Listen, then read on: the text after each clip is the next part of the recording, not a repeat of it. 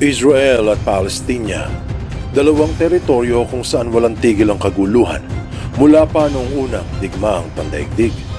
Subalit ngayon ang labanan ay lumala na dahil napaputok ang mga taga-Palestina ng ilang libong rockets sa teritoryo ng Israel at idineklara ang isang special military operation. At ang sagot ng kabila ay, ang atake ay pagsisisihan ng mga kalaban. Ito na nga ba ang simula ng pinakamalaking labanan ng dalawa? Siguradong magugulat ka sa malalaman mo na ang punot dulo ng gulo ay hindi lang politika o awayan ng lupa. Ito ay dahil sa pagbabalik ng Mesiyas sa Israel. Mayroong mga naniniwala at marami din namang naghihinala. Ang tanong, totoo ba?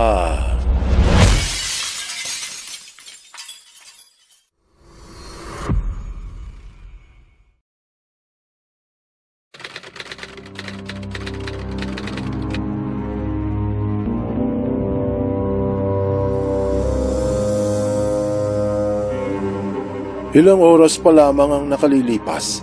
Sabado, 7 ng Oktubre, walang sabi-sabi nang inatake ng Palestina ang bandang ibaba ng Israel sa isang military operation na tinawag nilang Operation Al-Aqsa Flood.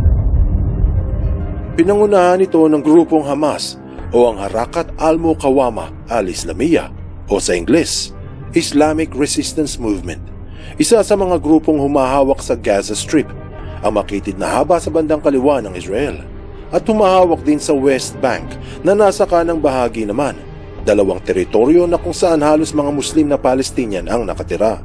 Kasama ang East Israel, tinawag itong Israel Occupied Territory. Ilang dekada hinawakan ng pamahalang Israel ang tatlong lupain mula noong taong 1967 matapos ang tinawag nilang Six-Day War. Bagamat nananatiling halos puro Muslim ang mga taga roon, pinilit na pamunuan ito ng mga Hudyo. Subalit kahit anong gawing sapilitan, hindi ito tinanggap ng mga residente. Taong 2005, nagpasya ang ilang bansa sa pangunguna ng Israel na bitawan ang paghawak nila sa Gaza Strip at ibigay ang pamunuan sa isang interim government o pansamantalang gobyerno, habang ang West Bank ay nahati sa ilang bahagi. Yung isa ay hawak ng Israel at yung ilan ay hawak ng Palestina. Paglipas ng panahon, mas lalong lumakas ang impluwensya ng maraming grupong lumalaban sa Israel. Sa mata ng mga taga-Palestina, ang mga ito ay mananakop ng kanilang lupain. Sa sumunod na taon, 2006, nagkaroon ng pwesto sa pamahalaan ng grupo ng Hamas. Kumbaga, naging mainstream political party ang samahan. Kasabay nito ang pag-urong sa tulong papuntang Palestina mula sa mga taga-kanluran dahil sa ang grupong may hawak sa Palestina ay tinalagang terorista.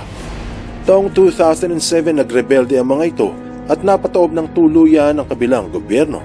Kaya mula noon, sila na ang halos humawak sa buong Gaza Strip at sa ilang parte ng West Bank.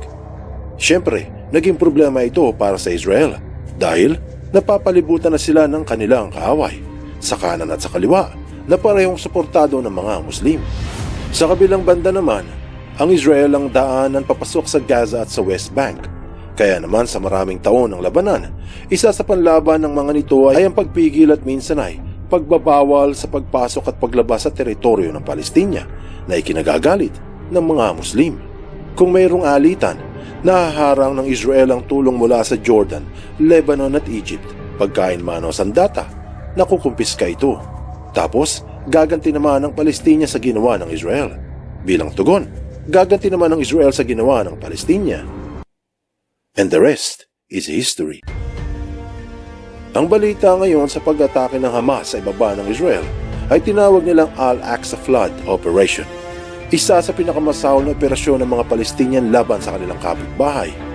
Siguradong mabubulabog ang iyong pagkatao kung sasabihin sa iyo na hindi lamang dahil sa politika o hindi lamang dahil sa agawan ng teritoryo kaya ito nagpalipad ng ilang libong pasabog. Ito ay dahil din sa isang propesiyang nakasaad sa Biblia. Kaya mayroong mga nagtatanong kung bakit naman mauungkat ang Biblia sa nagaganap na gulo ngayon sa Israel. Ayon sa Palestine Chronicle, na naglunsad ang Al-Qassam Brigades ng Al-Aqsa Flood Battle dahil raw sa inatake ng mga Israeli ang mga sumasambang Muslim at nilapastangan ng moske ng Al-Aqsa. Kahit na binalaan nila ang mga ito dati pa, sinabi din ng pinuno na sinubukang saktan ang daan ng propeta. Malinaw na ang pag-atake ay tugon dahil sa ginawa ng mga Israeli sa Al-Aqsa Mosque at sa mga Muslim na nais sumamba sa lugar. At sinabi din ito sa forward na ang pag-atake ay depensa lamang para sa Al-Aqsa Mosque dahil nga nilapastangan ng mga Israeli ang moske sa Haram al-Sharif. Kaila sa marami na bukod doon, ayon sa pinuno ng grupo, na may intensyon raw ang mga Israeli na itayo sa mismong dambana ng kanilang propeta, ang ikatlong templo ng Israel.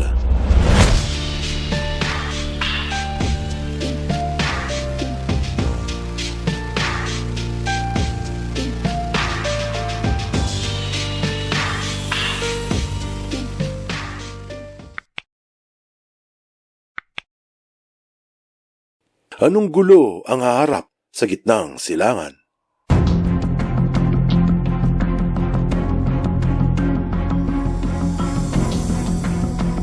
Ang kaguluhan sa Israel ngayon ay dinulot ng propesiyang pinaniniwalaan ng mga Hudyo na darating ang Mesiyas kapag naipatayo ang ikatlong templo. Mababasa ito sa libro ni Jeremiah, Kapitulo 33, mula sa 15 berso. Ang sabi, "Sa mga araw at panahong iyon, aking pasisibulin para kay David, ang isang matuwid na sanga, at siya ay magagawad ng katarungan at katuwiran sa lupain. Sa mga araw na iyon ay maliligtas ang Juda, at ang Jerusalem ay maninirang tiwasay."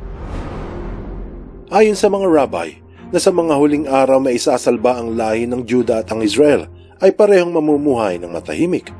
Tapos, pinagpatuloy ang propesiya sa libro naman ni Isaias, Kapitulo 2, mula sa 2 berso ang sabi, "At mangyayari sa mga huling araw na ang bundok ng bahay ng Panginoon ay may tatatag bilang pinakamataas sa mga bundok, at itataas sa ibabaw ng mga burol, at lahat ng bansa ay pupunta roon. Maraming tao ang darating at magsasabi, 'Halina kayo at tayo'y umahon sa bundok ng Panginoon, sa bahay ng Diyos ni Jacob, upang turuan niya tayo ng kanyang mga daan, at tayo'y lumakad sa kanyang mga landas.'" Ilan lamang ito sa mga propesiya na magbabalik ang Mesiyas sa mundo ng sanlibutan, na ayon sa paniniwala ng mga taga roon, upang isalba ang lahi ni Jacob. Iyan ang sabi nila.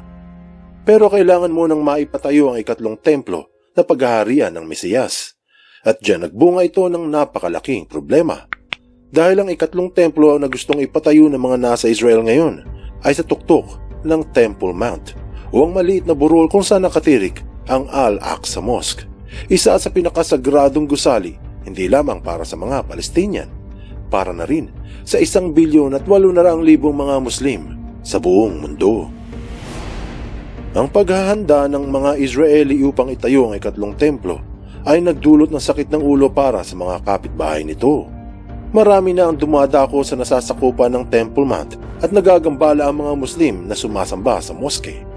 Minsan, kung may pagdiriwang mga taga-Israel, pinagbabawalan ng mga Palestinians na umakyat sa Haram al-Sharif upang sumamba. Bawal din pumasok ang hindi Muslim sa loob ng moske, pero may mga Israeli na nagpipilit din. Tapos, marami paghuhukay ang ginagawa sa paanan ng Temple Mount na hindi nagugustuhan ng mga Palestinians. Dahil doon, napundi na ang mga Muslim at naubos ang pasensya. Kaya nanawagan ng Al-Qassam Brigade sa lahat ng mga Muslim at mga Arabo, lalo na sa grupo ng Hezbollah, upang labanan ang kanilang mortal na kaaway. Pigilin ang sinasabing paglapastangan sa moske ng propeta. Sa kabilang dako, tumugon na rin ang pamunuan ng Israel sa pag-atake ng Palestine at sinabing sila ay handa kung magkakagera. Ayon din sa pamunuan, na pagsisisihan di umano ng mga kalaban ang kanilang ginawa at pagpasok ng militante sa loob ng Israel. Nakakikilabot na bantahan ng dalawang mortal na magkaaway. Sa kasalukuyan, ilang katao, mga sibilyan at sundalo ang pinaniniwala ang tinangay ng mga Palestinian. Yung iba ay nakuhanan ng video na tinangay mula sa kanilang mga tirahan sa bayan ng Kibbutz Be'eri at sa Kibbutz Surim. 8 lugar ang may barilan at marami ang nadamay. Naglungsad ng airstrike ang mga Israeli sa Gaza Strip na pumatay sa ilang daang katao at ilang libo ang nasugatan. Sa Israel, mga 300 katao din ang napatay sa simula pa lang ng pag-atake at ilang daan na rin ang sugatan. Marahil sa hinaharap, mas marami pang mga buhay ang madadamay sa madugong labanan ng 2 angkan na parehong lahi ng propetang si Abraham. Marami ang nagsasabi na ang worst case scenario sa labanan ng 2 ay ang pagsali ng mga taga-kanluran at ng mga taga-Mid East. Kung magkakaganon, mas madugo ang magaganap. Siguradong sa mga susunod na araw, malalaman natin ang kahahantungan. Anong aral ang mapupulot dito? Ang alitan ng Palestina at Israel ay ilang dekada na. Hindi ito naresolba noon, kaya tumagal pa ng ilang taon. Imbis na naayos ang gulo ng maaga, ang galit at puot ng dalawa laban sa kabila ay mas lalong naglagablab at lumiyab hanggang sa umabot sa madugong engkwentro na tumagal ng mahabang panahon. Marahil kung naagapan ito, nasagip sana ang buhay ng libo-libong nadamay. Buksan mo ang iyong isip at hayaang lumalim pa ng lubusan ng iyong pangunawa sa mga kasaysayang kapupulutan ng maraming aral. Tandaan, katotohanan ng susi sa tunay na kalayaan.